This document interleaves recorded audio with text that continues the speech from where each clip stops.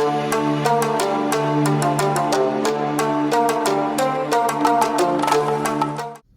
guys, it's June the 2nd, 2025, and I hope everybody's been having a wonderful day so far today. It has been a crazy day today. I didn't think I was going to be able to do a video. I am actually pulled over on the side of the road right now recording. It has just been super duper busy. I know I've been saying that a lot lately, but it really has been for me. This morning I had a virtual appointment with my interventional radiologist, which I'm going to get into in here in just a second. But like I said, it's just been a really busy day. I thought about, like I said, just posting up a video and saying that I wasn't going to be able to do a video today, but I decided against that and decided to go ahead and just pull over and do a quick video. I hope everybody had a nice sober weekend this past weekend. I know I did. Spent a lot of time with my family. It's been a really nice past couple of days. But like I said, I spoke with my interventional radiologist this morning, and you know, this was basically a follow-up visit from the last time that we spoke. And you know, he wanted to talk to me about my you know, visit to the ER that I had back about a month ago. And you know, I just told him that my stomach was hurting, I was extremely fatigued. And he said, you know, how are you feeling now? And I told him, you know, I'm still dealing with fatigue, but it's nothing like it was that, you know, the day that I showed up at the ER. And he said, well, you know, if you're doing okay right now, we're just gonna keep moving forward. You know, I've talked about it, but he's just not willing to go back in there and do anything right now, unless I start to show symptoms. And you know, he asked me, you know, do you have any ascites or anything right now? And I told him no. As far as I know, I'm not collecting any fluid. And he said, you know, based on the imaging that I had from when I was in the ER, that there was no ascites in my, you know, my abdomen area right at that moment either. So, like I said, you know, I'm not showing any symptoms. And what he said, that he really believes what was going on with me when I showed up at the ER, is I was having problems with my pancreas. And I have chronic pancreatitis, which came from my drinking as well. I completely ruined my pancreas. I'm guessing that I probably was diabetic for a long time, didn't have any idea that I was, and was drinking heavily with diabetes. It just completely trashed my pancreas in the process, and I kept getting pancreatitis over and over and over again. I wasn't really sure what was going on with me. And then once I ended up in the hospital the first initial time with pancreatitis, I looked back and was like, oh, okay, I've had pancreatitis like so many times. And my pancreas, in a matter of like 6 months, shrunk in half. I've had pseudocyst on my pancreas, cyst on my pancreas. They've had to dilate my pancreatic duct and place stents into my pancreatic duct to open it up, and that was a process in itself. Just getting that done, let me tell you, if there is any reason to stay sober, is not having to go through ERCPs. And if you end up with pancreatitis or end up with chronic pancreatitis, you're going to become very familiar with what an ERCP is. And it's basically an endoscopy, but they go in there and they do, you know, they have like little tools and gadgets and stuff like that they can do work on either your gallbladder or your pancreas or your pancreatic duct or whatever. But that, you know, when they do an ERCP, that's when they're going in there really and doing work around in there. And I can tell you that when they have to go in there and dilate your pancreatic duct, it's one of the most painful things I've experienced when they did that. And when they did it, if you're interested at all, you can go back and watch my old videos where I'm talking about I'm going in for an ERCP, and I'm actually filming myself in the in the recovery room. I filmed myself before going into surgery, and then I filmed myself afterwards in the recovery room. And I don't think I recorded every single one, but I recorded quite a few of them.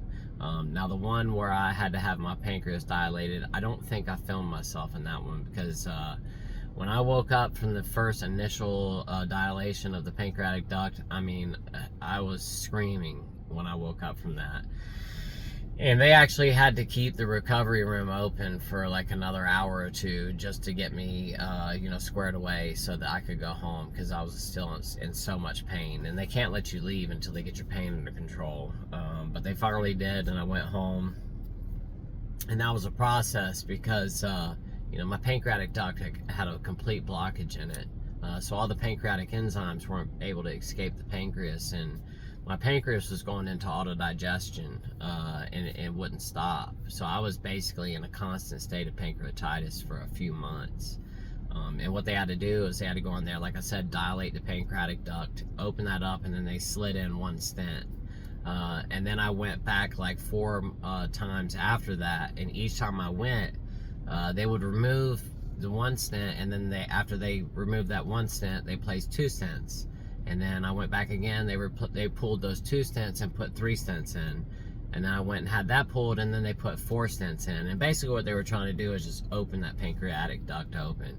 And after all those series of dilations, placing stents, pulling them out, and all that stuff, after those 4 times, the pancreatic duct ended up staying open. But I can tell you it was a very long, painful process going through that. And I can just say that if there is any reason to stay sober today, is to not have to go through ERCPs, having any pancreatic problems. It's extremely, extremely painful. But anyway, back to what I was saying. I always get off track here. Like I said, my interventional radiologist said that we're just gonna hang out until I start to develop symptoms. He really does believe that the collaterals that have developed on the outside of the portal vein are allowing flow, because I do have a total occlusion in there. And when he looked at the CAT scan, he said that, you know, the tips is fully occluded still. The one thing that he did say is, you know, that tip stayed open for about 1.5 years, and in that period of time that the tips did stay open, it allowed the collaterals on the outside of the portal vein to grow. And like the doctor, which doctor was I was just speaking with that was talking to me about this? I can't remember. They were telling me, you know, your body can do amazing things.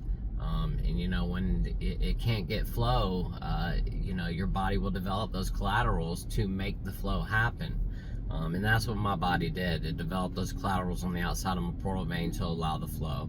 Now, is it allowing the proper amount of flow to go through there? Absolutely not, which is causing me to have the varices, and you know, I have varices around my esophagus, my stomach area, and that's what he was talking to me about today. You know, they are very concerned about having a varices burst, and then I might bleed. You know, I'm on 2 different blood thinners. I'm on Eliquis twice a day, and I take baby aspirin as well. So if I do have a varices burst, it's going to be a really bad situation. And I've had it happen in the past. And it's scary. It's very scary. You know, you don't feel good. You're completely fatigued. I ended up getting really nauseous and then started throwing up, and I was just throwing up blood. I will say this much, you know, if you've been a drinker, you've been drinking for a long period of time, if you ever throw up blood or have thrown up blood in the past, please go see a GI doctor. They really need to do a scope and see what's going on with you, because you might have varices, and that's something that you really need to know about. You know, being placed on beta blockers or something like that to reduce the portal hypertension to prevent the varices from bleeding again. Another thing as well is that if you are having a bleed, they can do something where they go in there and they place bands on the vessels that are bleeding, and they can stop it. So, you know, if you're at home and you start to throw out blood, you know, please go to your ER and tell them what's going on with you, because like I said, they can go in there and place bands on those varices to stop the bleeding. And those varices can just keep bleeding and bleeding and bleeding, and you won't know what's going on, because the blood can come out of both ends. You know, if you're having like really black or tarry stools, you know, it looks like, you know, like really black, you know, almost like oilish kind of a thing, that could be indicative of a bleed as well. But definitely, you know, like not just a black oily looking stool, but like a black stool as well.